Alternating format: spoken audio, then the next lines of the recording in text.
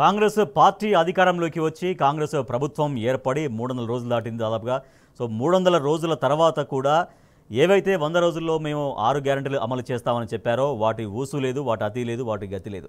So కేవలం ఒక ఉచిత బస్సు ప్రయాణం తప్పించి ఇక ఎవరికి ఎటువంటి పూర్తి స్థాయిలో ఏవి అందని పరిస్థితి. సో వాటి నుంచి డైవర్ట్ చేయడం కోసం ప్రజల ఆలోచనల్ని, ప్రజల మూడ్ని డైవర్ట్ చేయడం కోసం కాంగ్రెస్ ప్రభుత్వం కేవలం డైవర్షన్ ఎంచుకుంది, తర్వాత ఫ్రస్ట్రేషన్ను ఎంచుకుంది అన్నటువంటి చర్చ చాలా విస్తృతంగా జరుగుతుంది.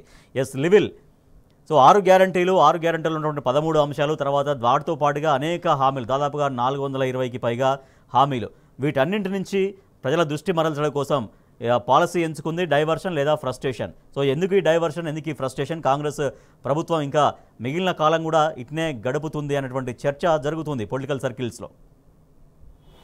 ఇవాళ ఏదైతే ప్రతిపక్ష పాత్ర పోషించినప్పుడు, ప్రతిపక్షంలో ఉన్నప్పుడు ఆనాడు పిసిసి అధ్యక్షునిగా ఇవాళ ఉన్న ముఖ్యమంత్రి అలవి కాని హామీలతో అందలమెక్కారు. అందలమెక్కిన తర్వాత ఇవాళ 10 నెలలు కావస్తుంది. దాదాపు 10 నెలలు అంటే 300 రోజులు కావస్తున్నప్పటికీ ఇప్పటికీ 6 గ్యారంటీలలో కనీసం 6% కూడా ఇవాళ అమలు చేయలేకపోయారు అనేది ప్రధానంగా చర్చ జరుగుతుంది. తెలంగాణ వ్యాప్తంగా కూడా రైతు నుంచి ఇటు పెన్షన్దారులు ఎవరైతే ఆసరా పెన్షన్ తీసుకున్న అవ్వలు తాతలంతా కూడా ఇవాళ ప్రభుత్వంపై దుమ్మెత్తిపోస్తున్నారు, ముఖ్యమంత్రిపై బట్టగాల్చి మీదేస్తున్న పరిస్థితి కనిపిస్తుంది. ఈ నేపథ్యంలోనే అయితే ఇవన్నీ ఏదైతే అలవి కాని హామీలు ఇచ్చి అందలమెక్కిన ఏదైతే పరిస్థితి ఉందో దాన్ని తప్పించుకునేందుకే ఇవాళ అనేక రకాలుగా హైడ్రామాలు తీసుకొచ్చారు. ఒక హైడ్రా పేరుతో హైడ్రామా ఆడారు, ఇవాళ మూసీ పేరుతో పేదలను ముంచారు, ఇలా మూవీ పేరుతో కూడా సినీ ఇండస్ట్రీని తెలంగాణకు దూరం చేసే కుట్ర కూడా అందులో భాగంగానే నిన్న మనకు ప్రధానంగా కనిపించింది. ఇవన్నీ ఒకదాని తర్వాత ఒకటి వారు కుట్రలు చేసుకుంటూ వచ్చి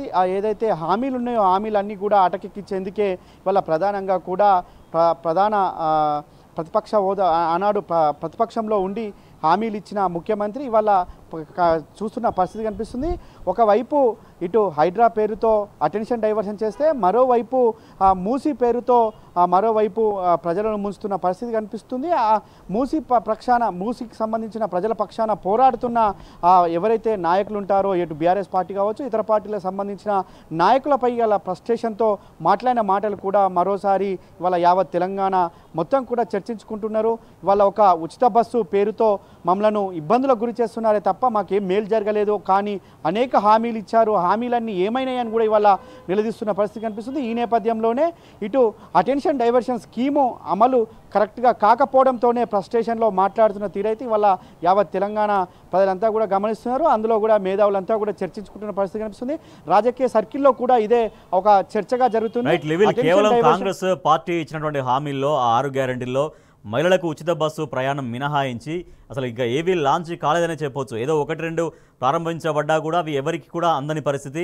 ఇంకా మిగిలిన కార్యక్రమాలు చాలా అసలు అది ప్రారంభించలేదు. సో ఎప్పుడు ప్రారంభిస్తారో కూడా ప్రజలకు పూర్తిగా చెప్పకుండా కేవలం ఇటువంటి ఇష్యూస్ తీసుకురావడం. సో నిన్న కొండా సురేఖ చేసిన వ్యాఖ్యల పట్ల అన్ని వర్గాల ప్రజలు ఎట్లా రియాక్ట్ అవుతారో మనం చూస్తున్నాం, అన్ని రంగాల వాళ్ళు కూడా, ప్రముఖులు కూడా ఎట్లా రియాక్ట్ అవుతారో మనం చూస్తున్నాం. అయితే ఈ ఫ్రస్ట్రేషన్ అనేది ఇంత చర్చకు దారితీసినా కూడా ముఖ్యమంత్రి రేవంత్ రెడ్డి ఎందుకు స్పందించట్లేరు? దేశవ్యాప్తంగా ఇంత చర్చ జరుగుతోంది కొండా సురేఖ చేసిన వ్యాఖ్యల పట్ల. ఒక ఇండస్ట్రీ మొత్తం చాలా భగ్గుమంటోంది, సినిమా ఇండస్ట్రీ కూడా. కానీ రేవంత్ రెడ్డి ఎందుకు మాట్లాడట్లేరు అనేటువంటి ప్రశ్నకు సమాధానం ఎక్కడ కూడా రావట్లేదు ఇంకా. అంటే దానికి మూల కారకుడు రేవంత్ రెడ్డి అనేది కూడా ప్రధానంగా చర్చ జరుగుతుంది. కొండా సురేఖతో అటెన్షన్ డైవర్షన్ చేసే స్కీమ్లో భాగంగానే కొండా సురేఖతో ఆ విమర్శలు చేపించారు. కానీ అటెన్షన్ డైవర్షన్ స్కీమ్ అనేది ఏదైతే ఉందో అది అట్టర్ ఫ్లాప్ కావడంతో ఇవాళ సినీ పెద్దలు కావచ్చు, ఇతర మేధావులంతా కూడా ఇవాళ మహిళా లోకంలో మేధావులు, ఇవాళ నేషనల్ మీడియా సైతం జర్నలిస్టులు, నేషనల్ మీడియాకి సంబంధించిన జర్నలిస్టులు కూడా ఇవాళ ప్రభుత్వంపై ఎవరైతే కొండా సురేఖ పైన కూడా దుమ్మెత్తిపోస్తున్న తరుణంలోనే ఇవాళ ముఖ్యమంత్రి నోరు మెదపడం లేదనేది మనకు ప్రధానంగా వినిపిస్తుంది. ముఖ్యమంత్రి నోరు మెదిపితే ఖచ్చితంగా ఇది రేవంత్ రెడ్డి చేసిన కుట్రని కూడా భావించవచ్చనే కోణంలోనే ఇవాళ ముఖ్యమంత్రి దీనిపై స్పందించడం లేదనేది కూడా మనకు ప్రధానంగా అర్థమవుతుంది. తూతూ మంత్రంగా ఏదో మేము వెనక్కి తీసుకుంటున్నామని చెప్పారే కానీ ఎక్కడ కూడా క్షమాపణ చెప్తున్నట్టు కూడా ఆ మంత్రి చెప్పలేదు. ఇదంతా కూడా ముఖ్యమంత్రి డైరెక్షన్లోనే ఈ డైవర్షన్ అంతా కూడా నడిచింది.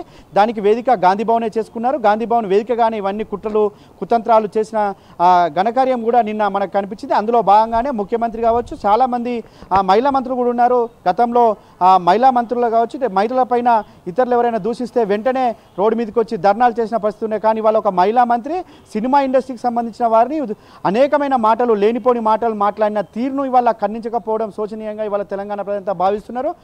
కనీసం ఖండించకపోగా వారిని నివారించే పరిస్థితి కూడా లేకపోవడంతో ఇవాళ యావత్ దేశంలో ఉన్న చాలామంది తెలంగాణ వైపు చూస్తున్న పెట్టుబడిదారులు కావచ్చు, తెలంగాణ ఒక గొప్ప రాష్ట్రము, గొప్ప హైదరాబాద్ నగరం లాంటి గొప్ప నగరం ఉంది. అలాంటి నగరంలో మేము హ్యాపీగా బతకచ్చు అనుకునే వారంతా కూడి వల్ల ముక్కున వేలేసుకున్న పరిస్థితి కనిపిస్తుంది. గతంలో 10 సంవత్సరాల పాటు ముఖ్యమంత్రి అనేక వేదికల్లో ఎంత ఫ్రస్ట్రేట్ అవుతుంటారో అనేది ఎప్పుడు రాజకీయ వర్గాల్లో చర్చ జరుగుతూనే ఉంటుంది. సో అదే ఫ్రస్ట్రేషన్ని ముఖ్యమంత్రి అంత ఫ్రస్ట్రేషన్ చూపించినప్పుడు అదే ఫ్రస్ట్రేషన్ని మిగతా మంత్రులు కూడా కొనసాగిస్తున్నారు అనేటువంటి ఒక టాక్. చెట్టొక్కటైతే విత్తొక్కటైతే చెట్టొక్కటైతుందా అనే కోణం కూడా మనం చూడొచ్చు. ఎందుకంటే ముఖ్యమంత్రి ఎప్పుడు పదవి పోతుంది, ఎప్పుడు ఏమవుతుంది, ఆ పరిపాలన పైన పట్టు లేదు, పరిపాలన ఎట్లా చేయాలనో తెలియదు, ఏం చేయాలనో తెలియకపోగా ఆయన ఫ్రస్ట్రేట్ అవుతున్న పరిస్థితి అదే మంత్రులకు కూడా ఇవాళ వర్తిస్తుంది. చాలా మాట్లాడుతున్న మాటలు కూడా చూడొచ్చు. ఇవాళ మూసి నిర్వాసితులు ఒక్కొక్కరు వారు గోడెల్లా పోసుకుంటూ వారి పొట్టల మీద కొడుతుంటే వారు పడ్డ బాధలను చెప్పుకుంటూ వేడుస్తుంటే వారికి ఎవరో పైసలు ఇచ్చి ఏడిపిస్తున్నారు, వారు పైసలు ఇచ్చి ఆ డ్రామా అంతా నడిపిస్తున్నారని చెప్పిన మాటలు కూడా ఇవాళ కన్నీటి పర్యంతాలు కూడా ఇవాళ మనం చూస్తున్నాం. వారంతా కూడా కన్నీటి పర్యంతం అయితే కూడా ఇవాళ ఈ మంత్రులు ఫ్రస్ట్రేట్లో ఇష్టం వచ్చినట్టు వారిపైన కూడా నానా మాటలు మాట్లాడుతున్న తీరు కూడా ఇవాళ చూస్తున్నాం. తెలంగాణ సమాజం కూడా చూస్తుంది. తెలంగాణ సమాజంలో ఇంత దిగజారిన మంత్రులు ఉంటారా, ఇంత దిగజారిన ఎమ్మెల్యేలు ఉంటారా అని వాళ్ళ ప్రశ్నిస్తున్న పరిస్థితి అంతా ఈ ప్రశ్నిస్తున్న కోణంలోనే మంత్రులు ముఖ్యమంత్రి ఫ్రస్ట్రేట్కి అవుతున్నారు. ఫ్రస్ట్రేట్ అవి ఏం మాట్లాడుతున్నారో తెలియని కోణంలో వారు ఉన్న పరిస్థితి మనకు ప్రధానంగా కనిపిస్తుంది. ఆ మతి భ్రమించిందా లేదా మతిమరిచి మాట్లాడుతున్నా అన్నది కూడా వాళ్ళ రాజకీయ వర్గాల్లో ఒక చర్చ అయితే కొనసాగుతుంది. మళ్ళీ మాట్లాడదాం. కాంగ్రెస్ ప్రభుత్వం కేవలం డైవర్షన్ని నమ్ముకుంది, గట్టిగా మాట్లాడితే ఫ్రస్ట్రేషన్ని నమ్ముకుంది. ముఖ్యమంత్రి మొదలుకొని ముఖ్యమంత్రిని అనుసరించేటువంటి మంత్రులు కూడా అదే విధానాన్ని అవలంబిస్తున్నారు.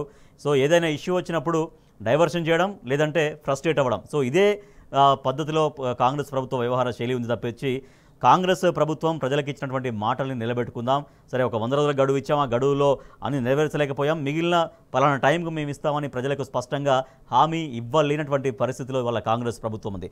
కాంగ్రెస్ ప్రభుత్వంలో ఒక అనాలోచిత నిర్ణయాల వల్ల దాదాపు నెలకు 2,000 కోట్ల ఆదాయం తగ్గుతుంది. కేంద్రం నుంచి వచ్చే జీఎస్టీ కూడా తగ్గే అవకాశం ఉంది. ఇక్కడ పెట్టుబడులు వేరే రాష్ట్రాల వైపు తరలిపోతున్నటువంటి పరిస్థితి. సో వాటిపైన దృష్టి పెట్టాల్సినటువంటి ప్రభుత్వం కేవలం డైవర్షన్ని, తర్వాత ఫ్రస్ట్రేషన్ని మాత్రమే నమ్ముకుంది అన్నటువంటి చర్చ చాలా విస్తృతంగా జరుగుతుంది.